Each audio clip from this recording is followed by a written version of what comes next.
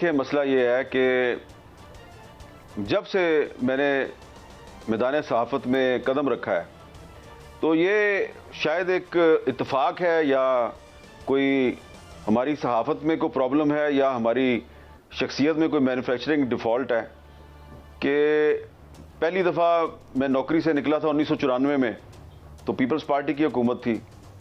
फिर दूसरी दफ़ा मैं अखबार का एडिटर था, मुझे इस्तीफ़े पे मजबूर किया गया कि एडिटरशिप से इस्तीफ़ा दे दो, तो नवाज शरीफ साहब की हुकूमत थी।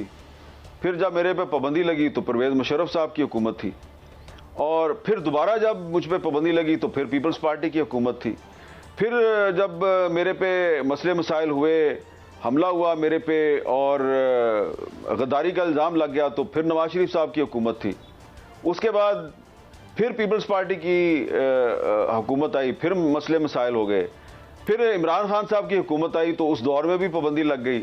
आजकल दोबारा जो है वो हमारे कुछ साथी जो है मुस्लिम लीग नून में जो हमारे दोस्त हैं वो कुछ नाराज़ हैं, कुछ नाराज़ नहीं हैं।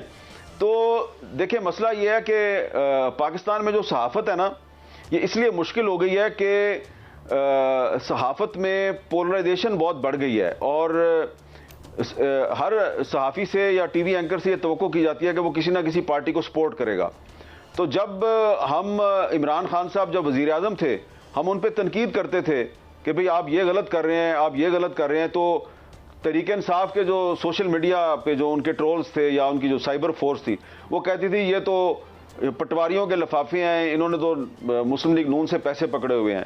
अब वही बातें मुस्लिम लीग नून वाले कहते हैं इस तहरीक इंसाफ से पैसे पकड़े हुए हैं। अब आप बताएं काजी साहब, आपको भी इतना अरसा हो गया है सहाफत में, कभी तहरीक इंसाफ वाले भी जो है वो किसी को लिफाफा देते हैं, वो भी इमरान खान किसी को लिफाफा दे, पैसा दे। जो असम्बली में पैसे के हवाले से ख्वाजा साहब ने बात की है, ये पहले भी बातें आती रही हैं, खाकान अब्बासी साहब भी ये कहते रहे हैं। तो इसमें आप कैसे देख रहे हैं? जी करोड़ों में आ रहे हैं, सेनेट में हो रहा है, ये हो रहा है, वो हो रहा है, तो ये कोई क्या इसके पीछे क्या है, अगर ये बात दुरुस्त है तो?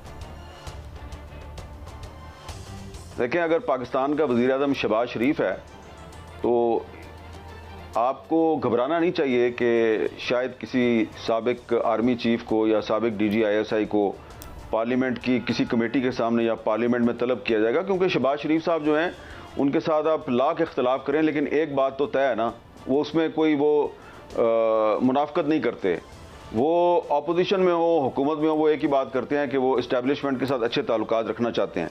तो शहबाज शरीफ साहब अगर वज़ीर आज़म है तो मेरा नहीं ख्याल कि वो कोई ऐसा काम करेंगे कि जिससे इस्टेब्लिशमेंट और हुकूमत के ताल्लुकात ख़राब हों। तो इसलिए घबराने की ज़रूरत नहीं है। मेरा नहीं ख्याल कि शहबाज शरीफ साहब की मौजूदगी में किसी आर्मी चीफ को पार्लियामेंट में बुलाया जाएगा। अच्छा मीर साहब, ये एक और बात कि ये भी इसको ज़्यादा अहमियत ना दें कि जो धमकियों की बात कर रहे हैं कि इन तमाम स्टेटमेंट्स के बाद उनको धमकी आई है। वज़ीर दिफा is a very powerful post है, तो ये भी आप समझते हैं कि इट शुड बी नेगलेक्टेड?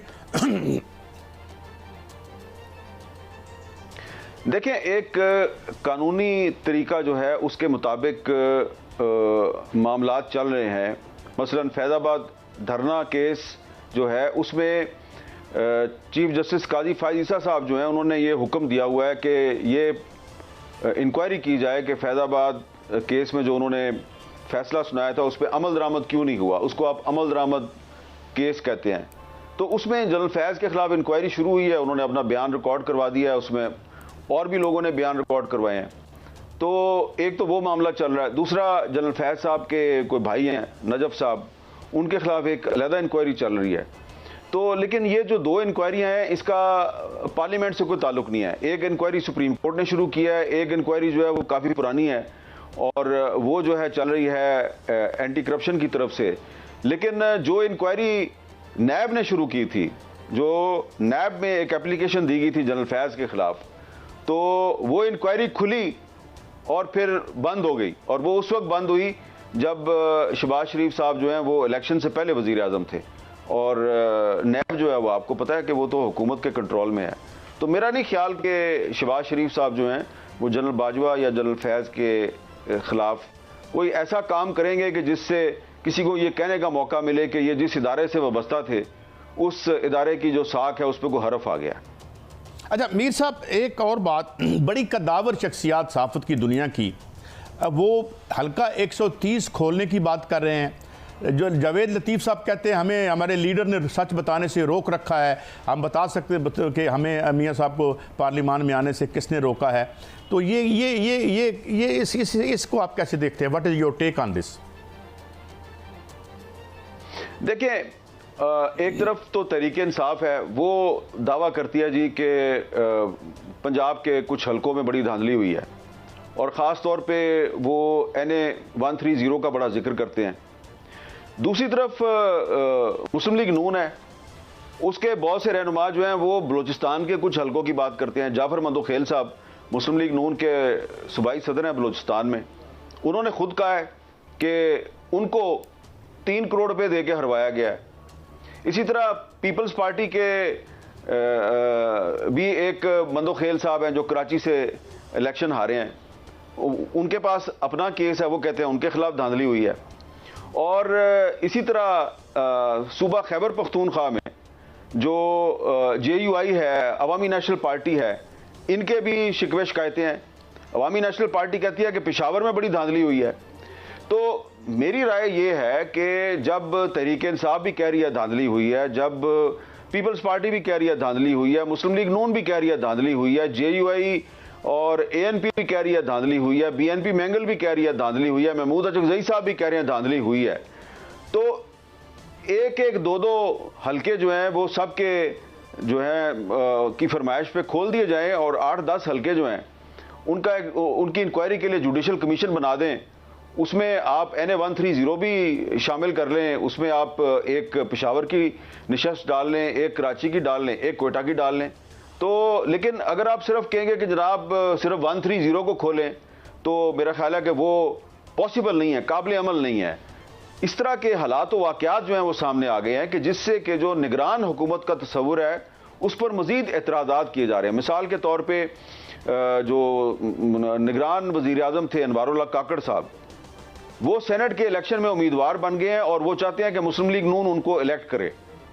और निगरान वज़ीर आला पंजाब मोहसिन नकवी साहब, वो बन गए हैं जी निगरान वज़ीर आला से अब वो वफाकी वज़ीर दाखिला बन गए हैं, और साथ में वो पाकिस्तान क्रिकेट बोर्ड के चेयरमैन भी बन गए हैं, और वो आज़ाद उम्मीदवार की हैसियत से सेनेट का इलेक्शन लड़ रहे हैं। और वो चाहते हैं कि न सिर्फ मुस्लिम लीग नून बल्कि पीपल्स पार्टी और दीगर पार्टियां भी उनको सपोर्ट करें।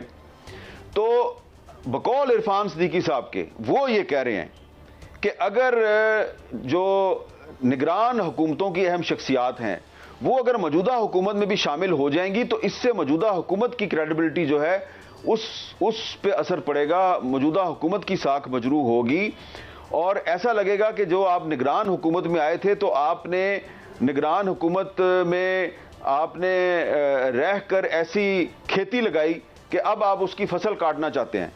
तो दूसरे अल्फाज में इरफान सिद्दीकी साहब ये कह रहे हैं कि निगरान हुकूमत की जो कुछ शख्सियात अब मौजूदा हुकूमत में या मौजूदा पार्लियामेंट में वो अगर शामिल होना चाहती हैं तो दरअसल वो अपना जो निगरान दौरे हुकूमत है उसमें जो उनका जो किरदार था उसको भी मुतनाज़ा बना रही हैं।